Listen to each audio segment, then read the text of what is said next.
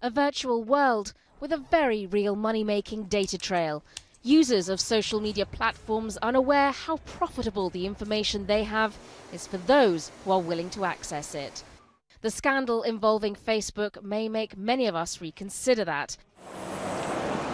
Cambridge Analytica is accused of misusing the data of millions of Facebook users. We've had quite a few whistleblowers through this. A whistleblower who worked at the British-based data mining firm says the information was used to build a system which may have influenced voters in the US presidential election, as well as other votes, and how the company even had dealings with Russian interests. Not only we made it pretty damn clear to a lot of people in Russia that we had this giant data set and that it was all sort of prepackaged with, predictions about what's going to influence people and their political, orientation, and that can plug right into online display networks and advertising networks, and that data was being modeled by somebody who was also working in Russia on Russian projects that were very similar. For some politicians, the advantage of using information harvested from social media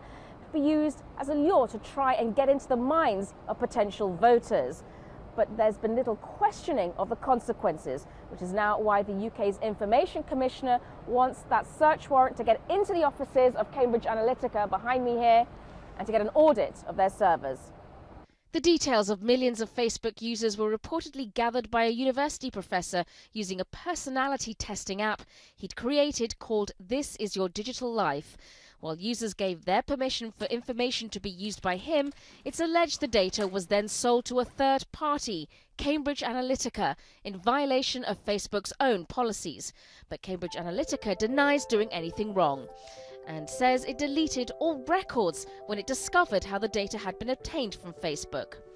Not only is Britain's data protection watchdog after proof that the data was wiped, Facebook says it wants that proof too. The social media giant has since hired a digital forensics firm to find out how the data was leaked and assurances that it was destroyed, but its response may have come too late. Facebook's share price fell almost 7%, wiping nearly $40 billion off its value. The company's chief of security, Alex Stamos, is reportedly to leave because of internal disagreements at how Facebook should deal with its role in spreading disinformation. Politicians in Britain and the US are now pushing for Facebook's chief executive, Mark Zuckerberg, to appear before them to answer questions over the massive data breach. Meanwhile, the accusations against Cambridge Analytica are rapidly growing. Sent some girls around to the candidate's house. An undercover investigation by Britain's Channel 4 secretly taped a Cambridge Analytica executive appearing to boast about the firm's ability to sway elections by entrapping politicians in compromising situations. Yes. Yeah. Bring some Ukrainians in on holiday with us. Right. You know what I'm saying? Yes.